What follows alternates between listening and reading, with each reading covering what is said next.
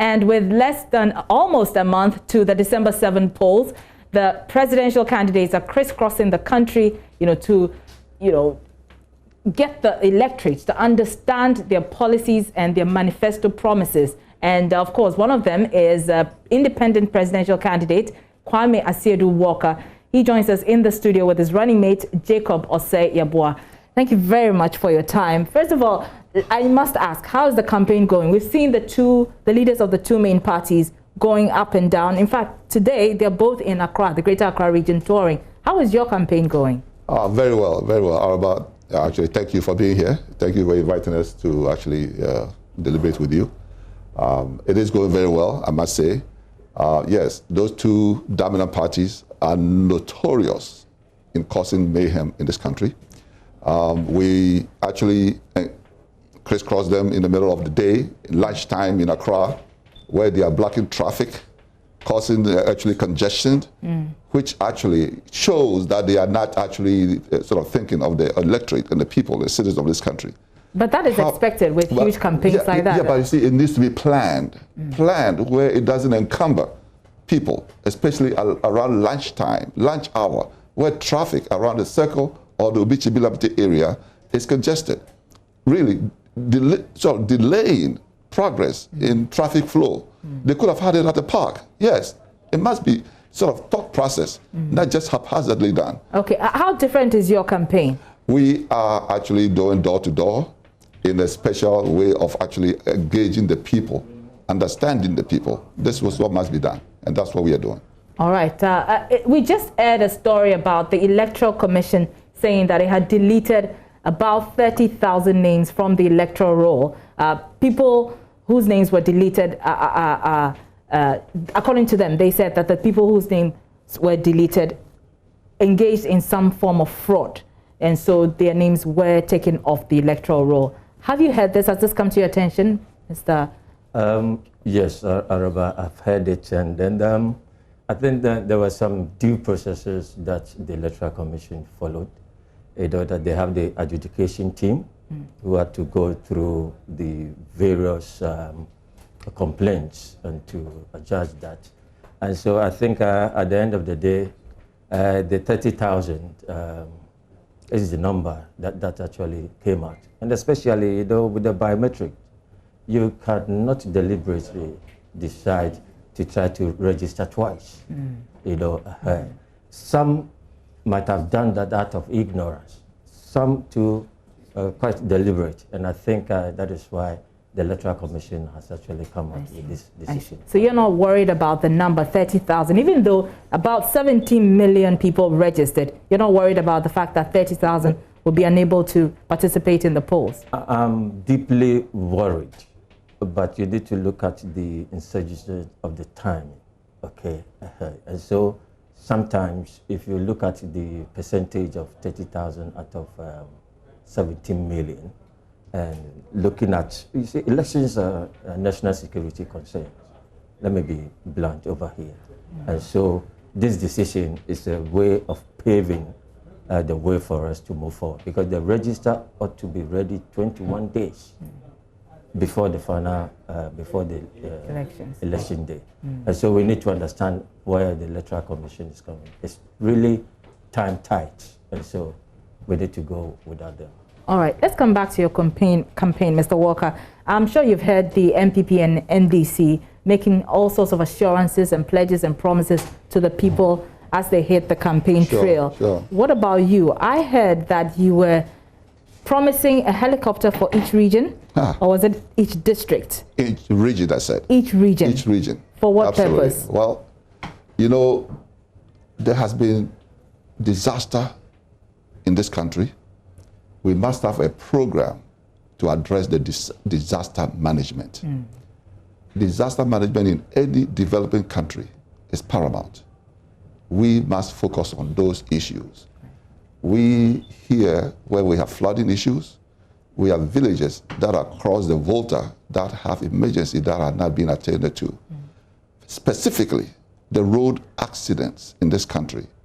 And the reason why we came up with that policy is for the fact that Accra-Kumasi Road has experienced numerous disasters in terms of road accidents. The Winneba Accra Road is also a testament to the fact. So these helicopters will be placed at vantage points in each of the regions. Regional helicopters, where we are going to develop strategically placed emergency responders, hospital, triage centers. Sounds like a really great idea, but have you costed it? What will it cost to implement this? Thank you. Addressing those issues, I enjoy engaging with that. Because look, to date, I believe since Atamel's time to date, Ghana has paid over $1 billion in judgment debt alone. Wastage in these governments, both NDC and NPP, who have ruled this country for over 40 years. We must relook in the way we waste money in this country. Purchasing Land Cruisers at will. How much is a Land Cruiser? How much did it cost in judgment debts? So don't tell me we cannot afford a helicopter. So we can afford it, but I'm asking whether you have costed it and how much will it cost the nation to actually roll this thing out? I understand exactly the statistics of it, the cost of it. If I may educate you a little bit, heavy equipment or helicopter is not an outright purchase.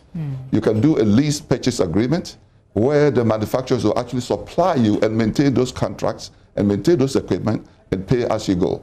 Those are issues that can be done. They can actually train the pilots and train the people to handle the equipment.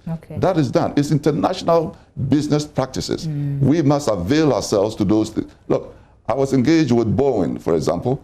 Boeing was ready to finance those equipment, for example, and pay as you go. It's a lease purchase agreement. We can do so. So look, we are here to solve the problems. No, costing is not the issue. It's about negotiations and best practices for this country. That's what must be done. So are you telling me that you wouldn't know how much it will cost us if we were to take this up and roll out this initiative? At this point, we don't have a finite number yet. However, I know that for a fact that depending on the size and the number of transport that you need, so those equipment are costed. Yes, so we will look at it holistically and specifically get the specifications from them, and then we can adjust the numbers as we, so we implement them. Let's talk about electoral violence, because it's been a major topic of discussion since the beginning of the week. I'm sure that you know about the incident at Ododo. Precisely. And what happened there. The two main parties are pointing fingers at each other, and although the police say that they are on top of issues there are fears of reprisals, possible reprisals. What do you make of the fact that, the police seemingly do not have a hand on electoral violence in some parts of the country, which are considered flashpoints? But this is a very, very, very dicey issue in this country. This is not the first time. This is not the first time we've heard about the issue. This is not the first time we've had political clashes in this issue. Year after year, the vigilante issue are all party loyalists. We were here when the invisible forces in Kumasi, for example, stormed the judges' court, you understand, and seized the court and released their own members. What happened to that case? Yes. So this is not a new issue. It must be addressed. It must be addressed in no uncertain terms. Now, how must it be addressed? I liken that to poverty. Poverty and unemployment is the bane of this, this issue in this country, where this government, because they employ these guys based on party loyalists and hope they get them jobs or this, misplaced priorities of not providing them jobs. They recruit them to do their own dirty work. We must not engage in that. So the long-term goal should be jobs, addressing the poverty issue. But in the short term, what can we do? We have less than 2 months to the elections. Well, I think we all are opposed to election violence. Yes, it must be educated. Those people who are engaged must be told in no certain terms that, look, these politicians are not there for their good. They are there for you to do their dirty work, for you to kill yourself, and when they win power, most likely they expect you to continue your vigilantism, hoping that you can protect their corrupt practices and the like. So should we come to power or we are going to win this election, we are going to make sure these people, able-bodied men and women, will be fully employed, because we believe if they have gainfully employed, they will have time for the foolishness that is supposed to engage them to do. So it's about creating jobs. It's about creating jobs. Look, and how do you intend to do that? Industrialization, I've also made clear that Ghana must tackle the maintenance issue in this country. We seem to enjoy talking about Ghana, we don't have maintenance culture, as if it's something that we should be proud of. We shouldn't allow to even utter that word out of our mouths, because it's shameful. Okay. Ghana must embark on maintenance policy in this country to tackle. So we believe we are going to bring back, or we are going to bring back, the SCC model, the PW model that we had before. Every region in this country, however, had a SCC. Very briefly, for those who might not know, for the benefit of those who don't know, what is the SCC model? SCC used to be called the State Construction Company. Okay. And then the PWD is Public Works Department. They all had yards where people actually worked from. Yes, they have all been abandoned. We are going to retool it, rebuild it, and have regional centers, because all these yards are now abandoned. Every region, if you go around the country, have SCC and PW yards. Okay. We are going to bring back, employ these young men to actually embark on maintenance of this country. All right. No more contracts. Okay. No more contracts for party loyalists to go do painting or fixing buildings. We are going to engage. Let's talk about your campaign. You did indicate that is my campaign. That's part of your campaign. Precisely. But the campaign proper, on the ground, you're going from door to door. Yes. Mr. Yeboah, how is that going? It's going on very well. In fact, it has been going on before the qualification, because the two of us, we started having this discussion. We were brought together by some key stakeholders in our country that there's the need for a credible alternative force. And you think you present that alternative? But I'm interested in present that the reaction, the response by the general public when you go from door to door to sell your message. It's amazing. It's amazing. What did they tell you? What they tell you is that we are tired of NPP and NDC. Araba, aren't you tired? That is basically what is going on. And see, a lot of people are fed up with the corruption. Look at, you see, the scenario of the Dio, and where we are as a people. These people, they've taken our money. With all of this, at the end of the day, they want us to spill our blood so that they can cover their corruption. Okay, so given how this is the time that all of us, you and I, all of us, and especially the media, this is the time for us to voice out that NPP and NDC should be done away with. And it is not about NPP and NDC as a party. We are talking about Nanado and Mahama. Because it is not the political parties that form government. It is the individual that we elect as president who forms government. Okay. And we have witnessed and seen the government of Nanado and the government of Mahama. Okay. Should we allow these two? All right. Given the way your campaign is going, what do you think your chances are? We are less than 2 months to the elections. No, you see, sometimes we are thinking about less than. We say that, so we've acronized him as Kwame 333. We say that we're going to use 33 days, 3 hours to win this election. You are going to use 33 days, 3 hours. That is 333. Wow. Tell us about that. Because we've done a lot of underground work. And there's a silent revolution going on in this country. Really? I'm telling you, people are insane against what is actually going on. But because the strategy is that we don't want to spill our blood for NPP and NDC.